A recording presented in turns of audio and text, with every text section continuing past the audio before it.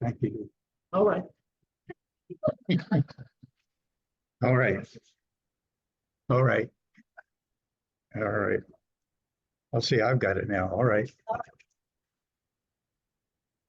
Well, everybody ready to start looking at some Daniel today?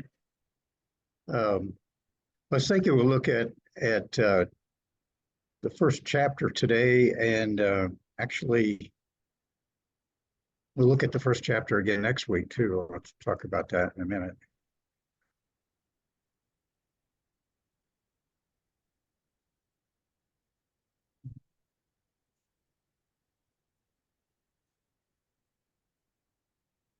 Takes a minute.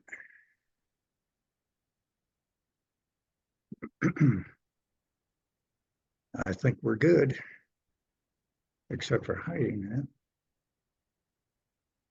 Okay, all right. So, all right. Right. We have this thing about saying all right.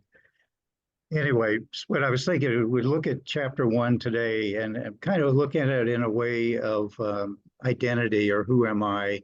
And next week we'll look at chapter 1 again, only from the point of view of compromise or being uncompromising. And then we'll go in from there. But so where's that sound coming from?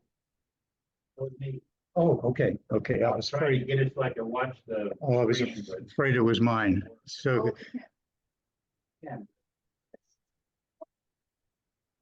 so anyway, so looking at chapter 1, we're seeing kind of Daniel as knowing God's master plan and our part of it in the introduction. But the other thing is a key to who we are and our relationship to God and what He has for us to do, knowing that and who we are.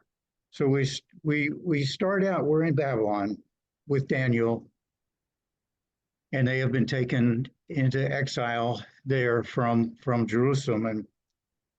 And Babylon is about 50 miles south of modern day Baghdad. It's about 50 miles to the south of there. And just as a note, I don't know if you recall, but when Saddam Hussein was in charge of Iraq, he had grand intentions to rebuild Babylon and actually had started some work down there. And I don't know of the status. I haven't heard that anything has happened on that, but that's where it is. And so we're going to look at chapter 1, and I think as you follow along in your Bibles, we'll just take it section by section and look at some of there. So if somebody would read the first 2 verses of chapter 1, and we'll look at those first.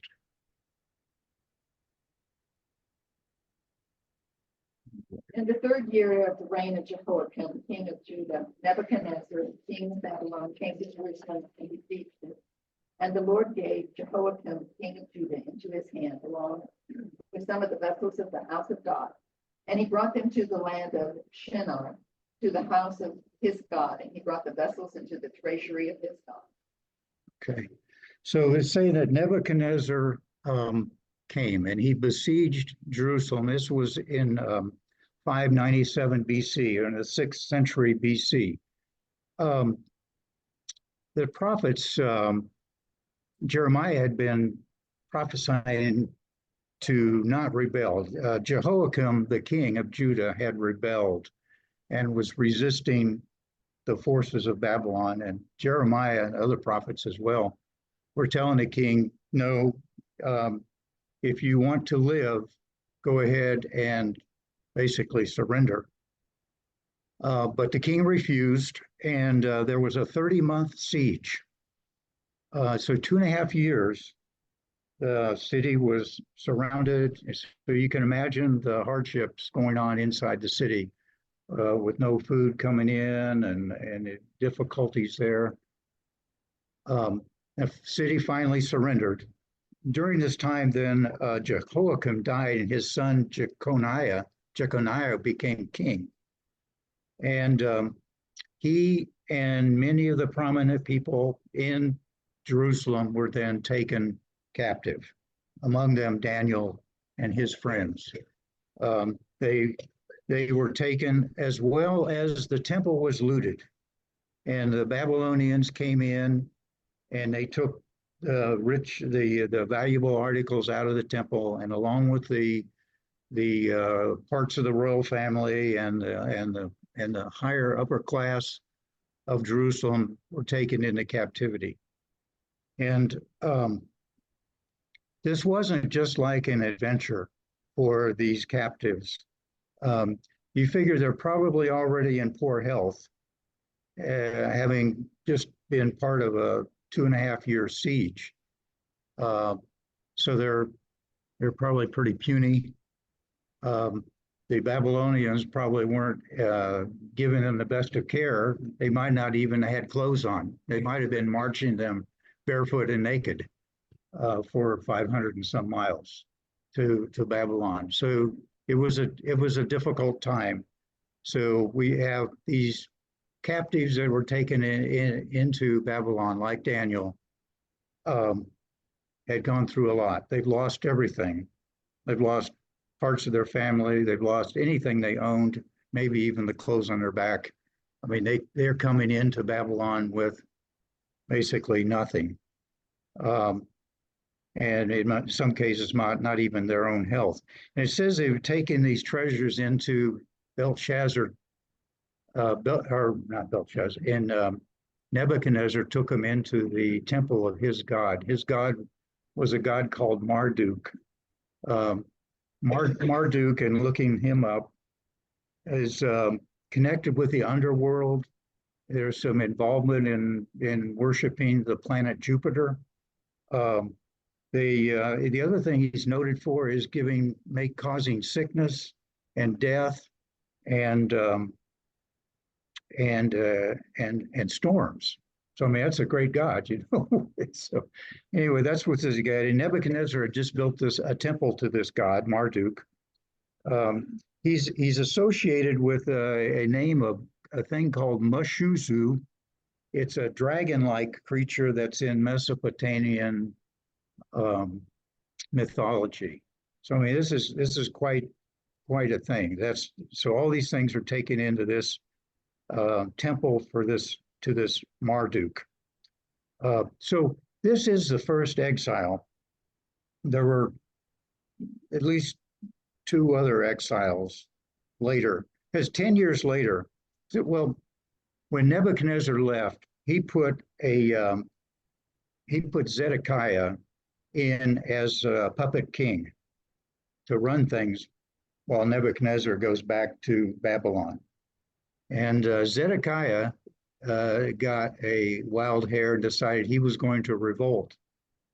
So this time, this is after this time when Daniel was taken. So this time when Nebuchadnezzar goes back, he's pretty irritated, to say the least.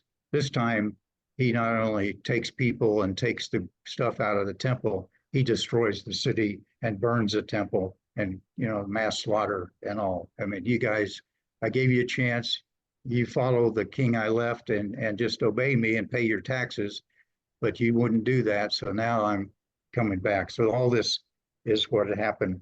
So Daniel is in Babylon when that's going on. But this whole fall should not have been a surprise to anybody, right? They had been warned over and over again. Their idolatry, serving other gods, their not following God's laws, years of Jubilee, Sabbath, worshiping idols, all the things that they've been warned about, they didn't change. And so they'd been told over and over again. And so no surprise. So let's look at 3 and 4. Somebody. Then the king instructed Ashpenaz, the master of the eunuchs, to bring some of the children of Israel and some of the king's descendants and some of the nobles, young men in whom there were no blemish, but good-looking, gifted in all wisdom, possessing knowledge and quick to understand, who had the ability to serve in the king's palace, and whom they may teach the language and the literature of the Chaldeans. Okay.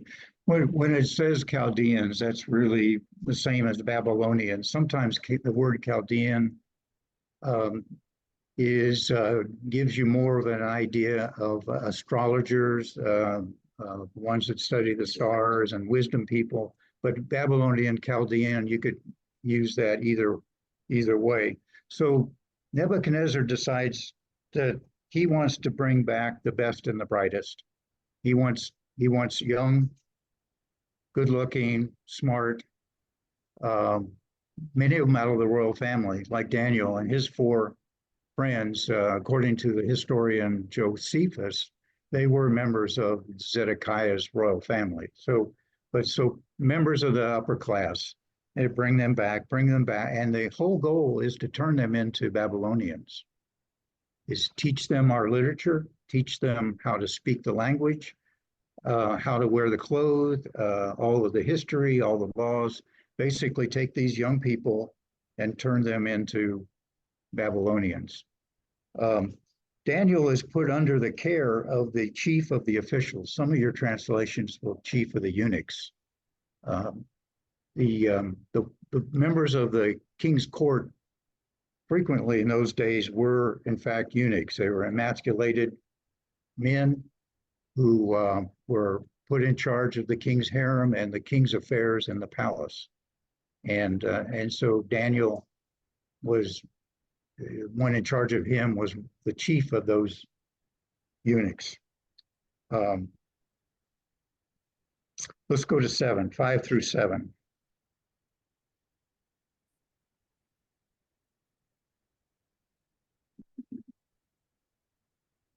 The king appointed for them a daily ration from the king's choice food and from the wine which he drank, and appointed that they should be educated 3 years, at the end of which they would enter the king's personal service. Now among them from the sons of Judah were Daniel, Hananiah, Mishael, and Azariah. Then the commander of the officials assigned new names to them, and to Daniel he assigned a new name, Belshazzar, to Hananiah, Shadrach, to Meshach, and to Azariah, Abednego. So these young men in this group were to dress like Babylonians and to talk like Babylonians and to think like Babylonians, and now they were wanting to eat like Babylonians. And it's talking about choice food from the king's table. The problem here, not so much with the other things like the clothing and the language and all that. The problem here now is the Jewish dietary laws and the fact that the food and the wine were dedicated to these gods, and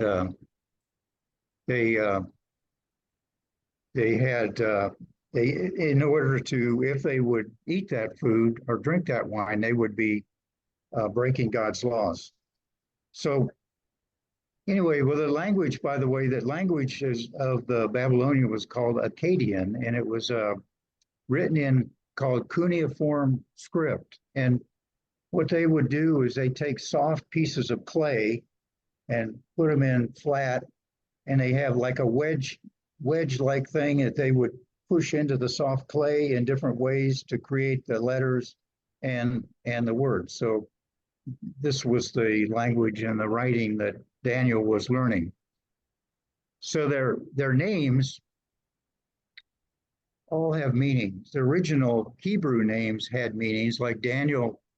The name Daniel means God is my judge, and his name was changed to Belshazzar, which means lady protect the king, and which is referring to the wife of Marduk, a god called Sephanitu. So all these names have to do with the Babylonian deities. Hananiah, his Hebrew name means Lord is gracious.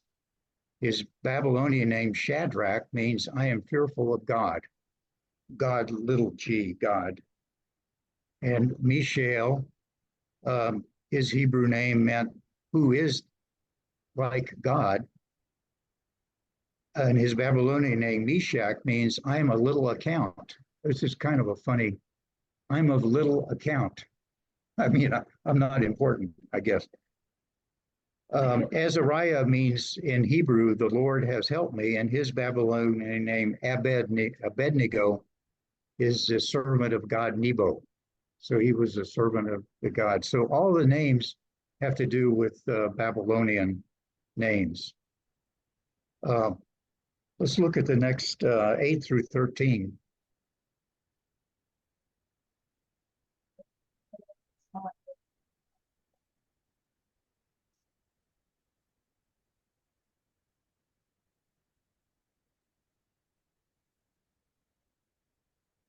Woo.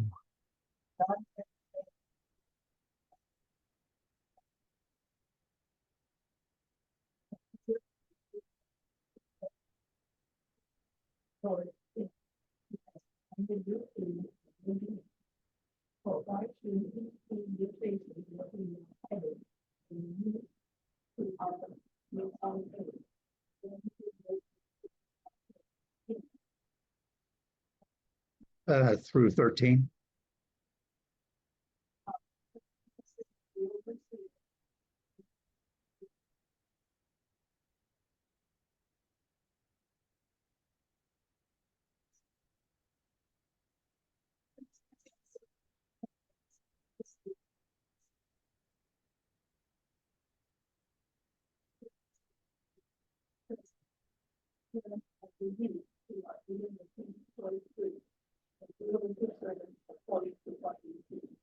Okay, thanks, Jim. So Daniel goes along with the name change. He goes along with the education. He goes along with wearing the clothes. Uh, but he draws a line here when it comes to eating this food that would defile him. So it says he purposed in his heart that he would not disobey God. He feared God more than Nebuchadnezzar. He decided in his heart that he would not do this because of who he was. Again, the food was dedicated to the Babylonian gods, and by eating them and drinking that, he would be recognizing those idols as gods. So in his heart. The other thing I didn't mention, Daniel and his friends were under the authority of this eunuch, and it is very likely that Daniel and his friends were also made into eunuchs. There's a couple of things that make us think this. One, there's no mention of Daniel ever having a wife or children, or any of the others having wives or children. This was a common thing in the service of the direct service of the king. Those in that inner circle often were eunuchs, so that king didn't have to worry about any around within the palace. There's another couple of things. If you look at 2 Kings 20:18, there's a prophecy in regards to this. If somebody beats me to it, why, go ahead. I'm looking at 2 Kings 20.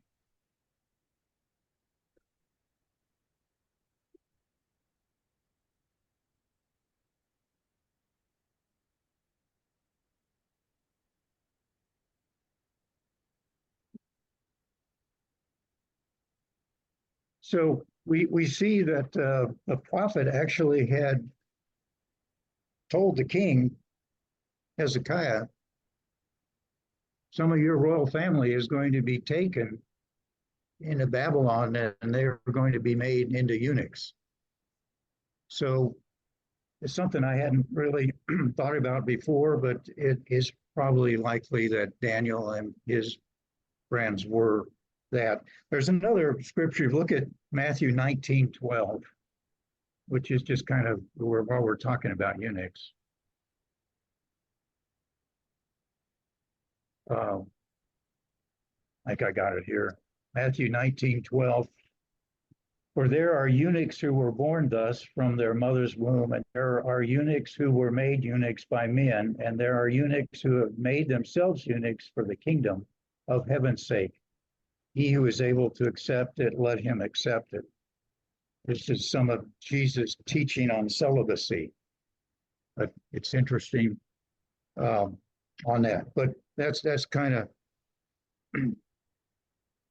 we see here in this case where this official is in a difficult situation. Daniel making this request puts him in a difficult situation, because if these guys don't eat this food and they start getting puny, and the king sees what's going on and what's happening, and he finds out that the guy's not giving him or not eating this food, he's going to lop off this guy's the supervisor's head. So he says, I'll lose my head.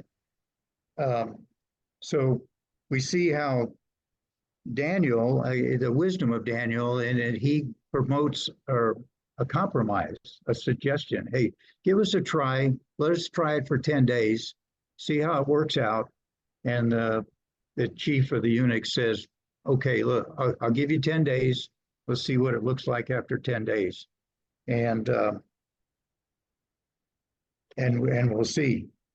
So look at 14 through 16.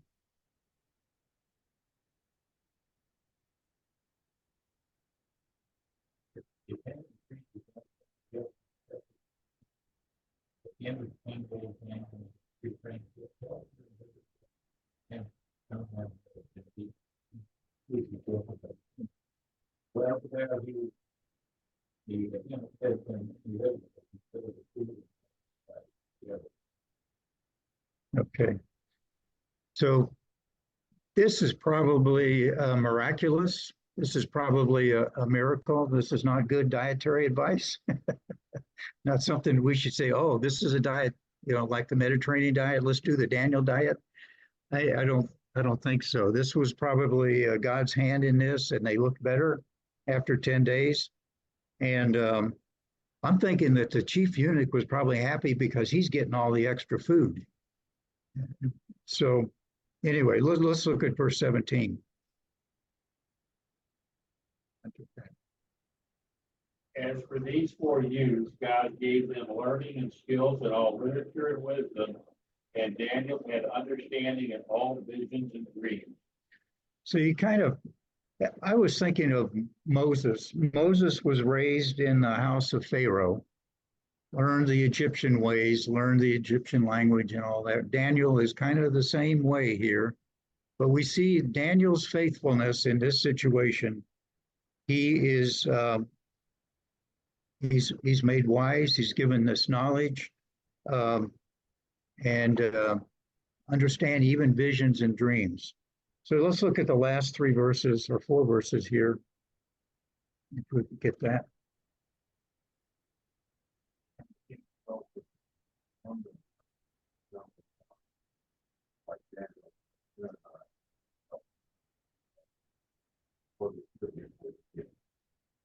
Every matter of wisdom and understanding. Word.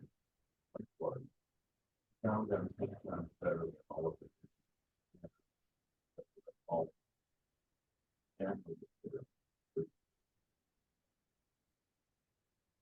So this was kind of a final exam.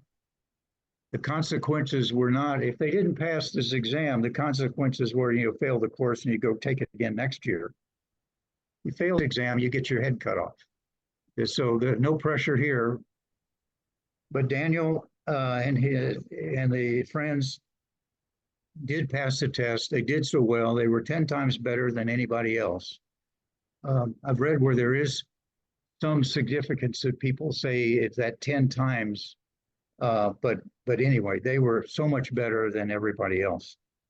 So thinking about this passage, have you ever had to make a choice to stand up for something that you believed in, even when others around you thought differently?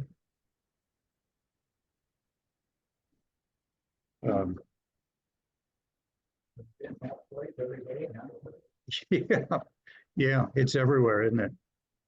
Yeah. I was thinking of one example came to mind when I was had summer job when I was in school, working at loading boxcars basically, and I worked all the old overtime I could get, and they put me on a midnight shift, and the crew I was with, they liked the midnight shift because they go find a boxcar somewhere out in the yard and they would sleep. And they, they pull a cart up there, and we were supposed to be loading this cart out of this boxcar, and they really didn't like me, but I just kept working. I felt very awkward about that, but it's one of those things. They were paying me. I needed to do the work, but it was hard because I wasn't one of the guys.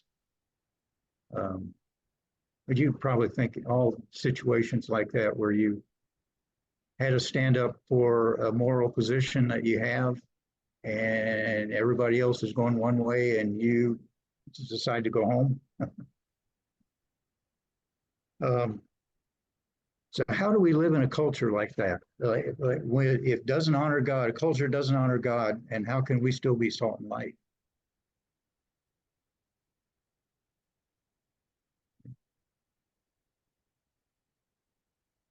Just have to stick to your principles. I know in corporate America, I worked for 2 or 3 different, what they call corporate. And everybody liked to go out on Friday night after work. And I went home. Somebody asked me why I went home and didn't go out with the gang. And I said, well, why should I spend my time hanging around people that I don't like during the day? And the other thing is, when we did go like out to celebrate an event at a local restaurant, I didn't drink. So, I always ordered fizzy water, and then people would move 2 seats down away from me. But eventually I guess they either figured me out or ignored me. Yeah. That was my philosophy on Friday night. Yeah. One of the things they notice here, when Daniel had this situation on his hands, he didn't do a food strike. He didn't say, well, I'm not going to eat it. I'm just going to sit here and starve. His approach was respectful, and he proposed a solution that could be satisfactory to both sides of the situation here.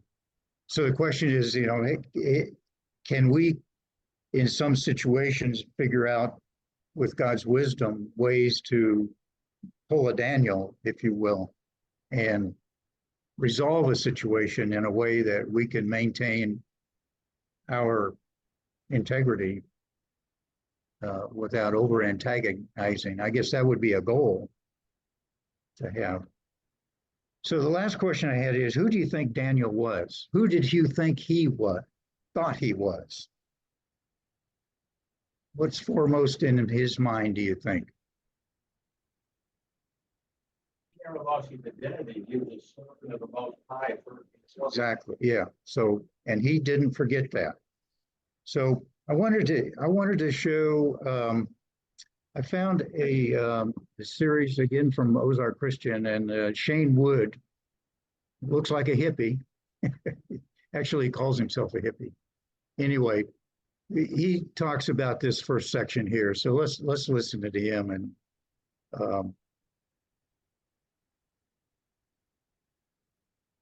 if all goes.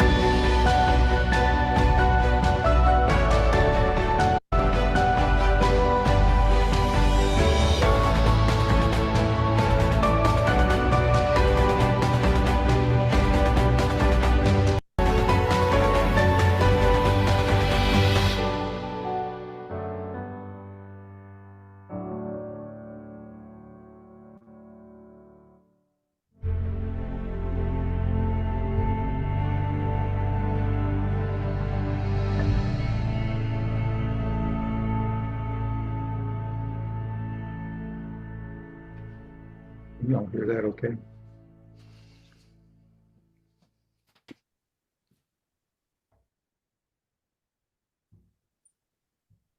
Who am I?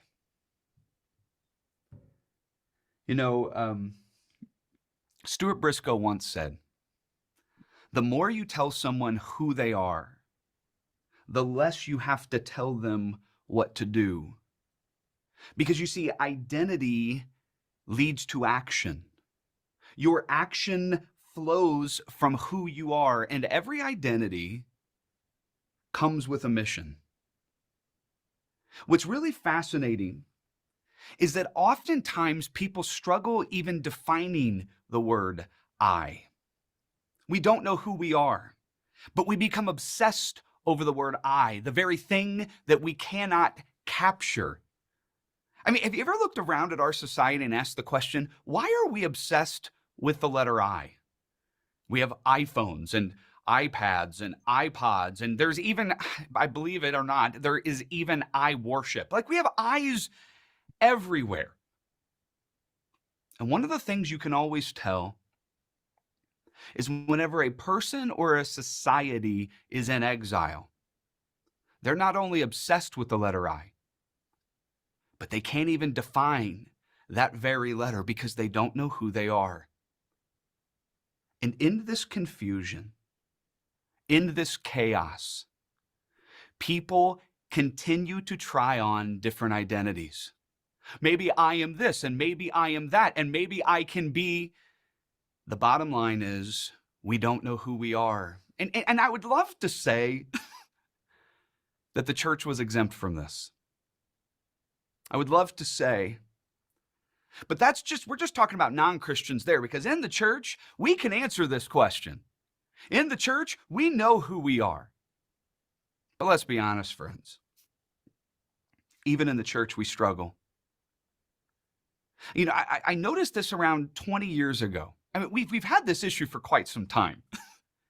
But 20 years ago, in 2002, a pastor in California by the name of Rick Warren publishes this best-selling book called The Purpose-Driven Life. And this book sold millions of copies to Christians. And here's why I find that fascinating. Because the question that is on the front of the book, the question that drew everyone in, was this question: what on earth am I here for? What on earth am I here for? That's the question he's asking and answering in the book. And the thing that I found deeply disturbing is that this book sold millions of copies to Christians who apparently can't answer that question. What on earth am I here for? You will always struggle with purpose. You will always struggle with your actions. You will always struggle as a Christian if you cannot answer the question, who am I? Who am I? Because if you don't know who you are, you will have no clue what to do. I know some of you are probably thinking, now wait a minute. I thought we were talking about the book of Daniel. What in the world are we going on and on and on about the question, who am I? I'll get there. I'll connect this to Daniel, I promise. Just not yet. Because one of the things we need to do is we need to back up and we need to take a running start at this book of Daniel. We need to look at the story before the story.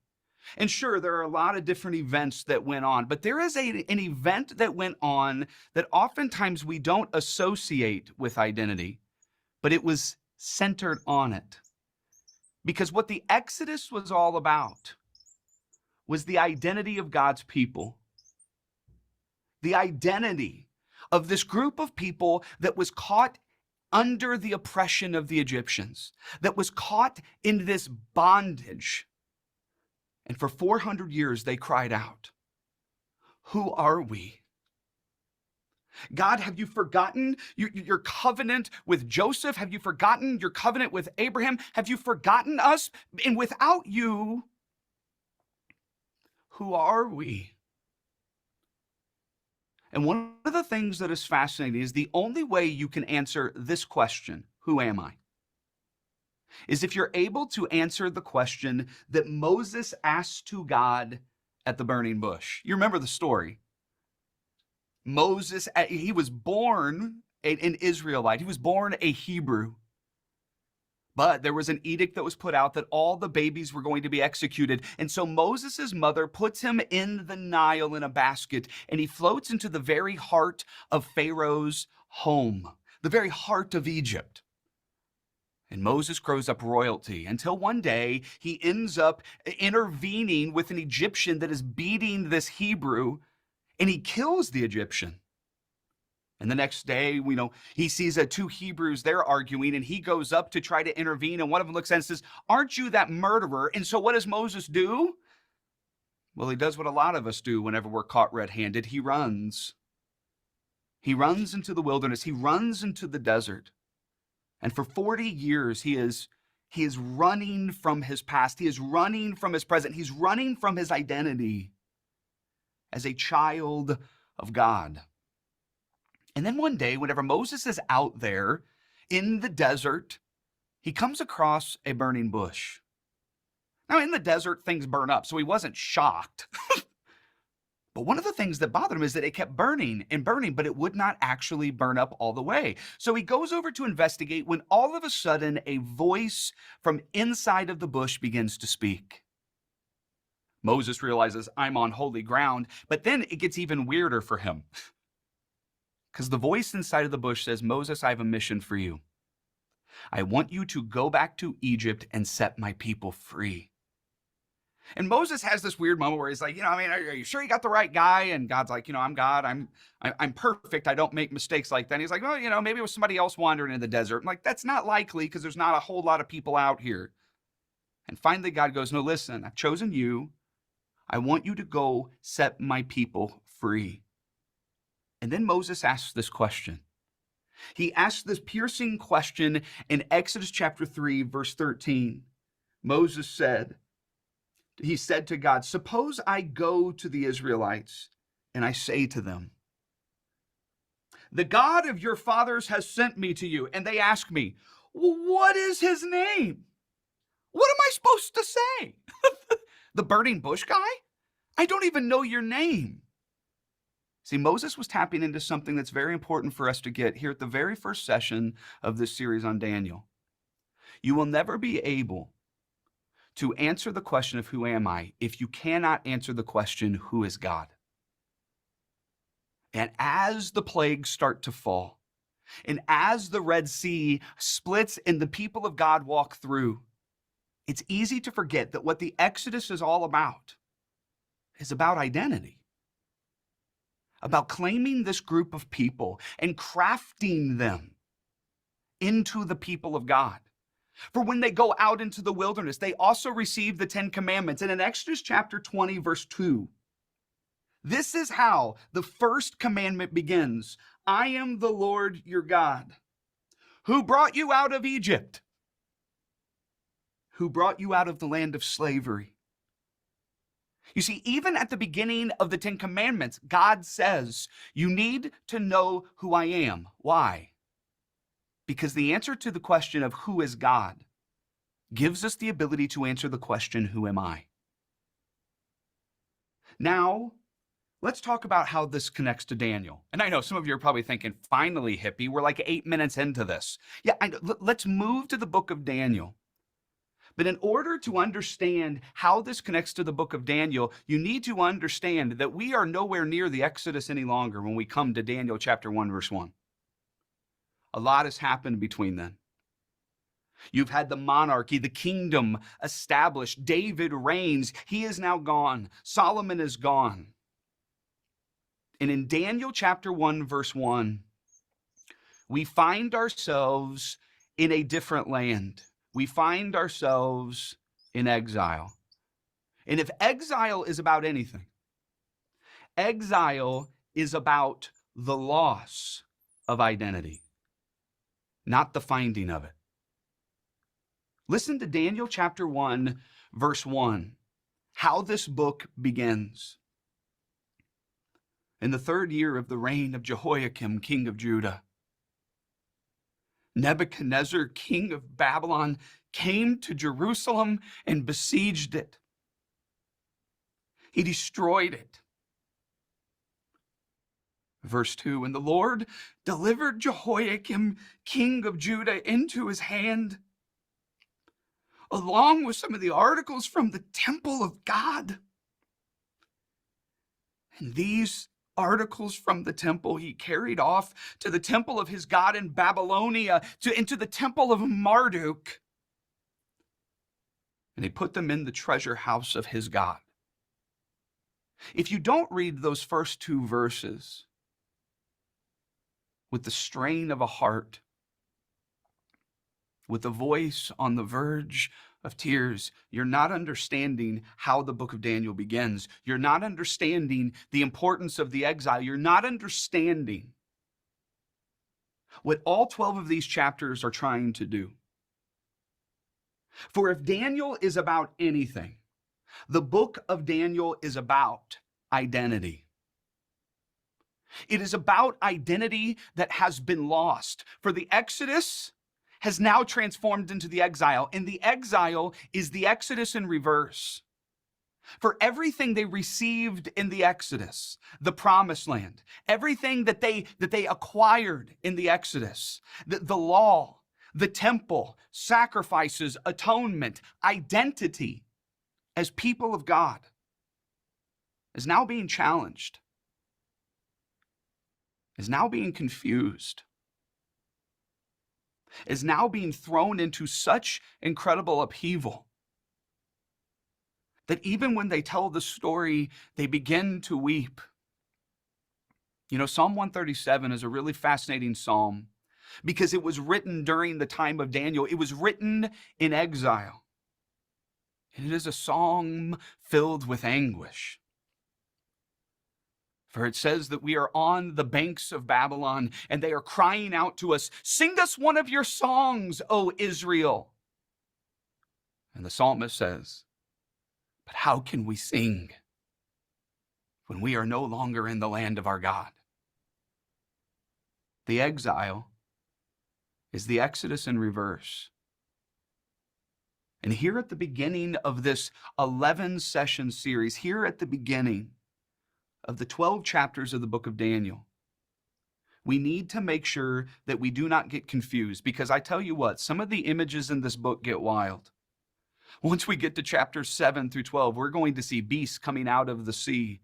We're going to see a ram and a goat, the fighting. We're going to see a lot of wild images, but it's also going to be surrounded with a lot of incredible stories, like Shadrach, Meshach, and Abednego, with their faith being put into the fiery furnace, with the dreams of Nebuchadnezzar and the way that Daniel serves even a foreign king as if he longs for him to be a friend. And yet all throughout these chapters, however familiar the stories might be or however foreign the images might appear, you need to remember this simple truth. The book of Daniel is about identity. And if you don't know who you are, you will have no idea what to do in life, in loss, in an exodus, or in an exile. It's one of the reasons why for about 18 to 20 years, my 4 kids have been growing, but for the first about 8 years of each of their lives, whenever I would take them to school, I would go through the same mantra, go through the same rhythmic way of talking. I would always ask this question. So I'll use the name of my youngest right now because that's the one I'm still doing it with. I say, "Hey, Robert, who are we?" And he kind of sighs and goes, "We're the Wood family." And I say, "And who's the Wood family?" "We're Christians." And I say, "What do Christians do?" Christians, they don't lie, they don't kick, they don't hit anybody with their words or with their feet or with their hands. And then I always say this, I say, "Robert, remember who you are. Remember who you are." And as my kids have gotten older, I no longer have to go through the entire mantra. Instead, whenever my oldest or my daughter or my other son are going out with some of their friends, before they leave and I give them a hug, I always look at them in the eye and I say, "Hey, remember who you are." Why do I do this? Because I genuinely believe that if you know who you are, you will know what to do and you will know what not to do. if you know who you are, you will be reminded of who you belong to. And in an exile, identity is exactly what you need to fight for and hopefully remember.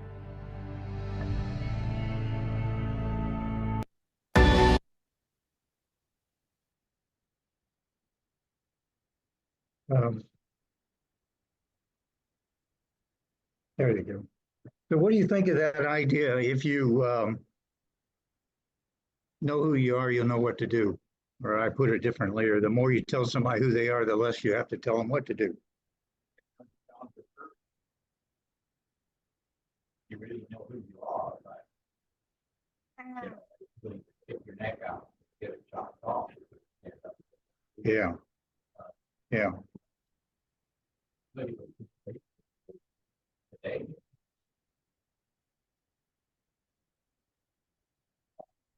Yeah.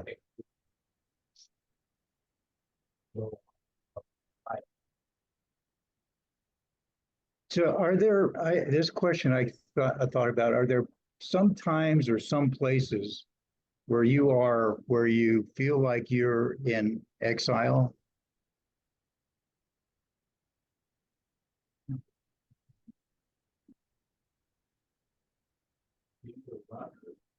stand your ground.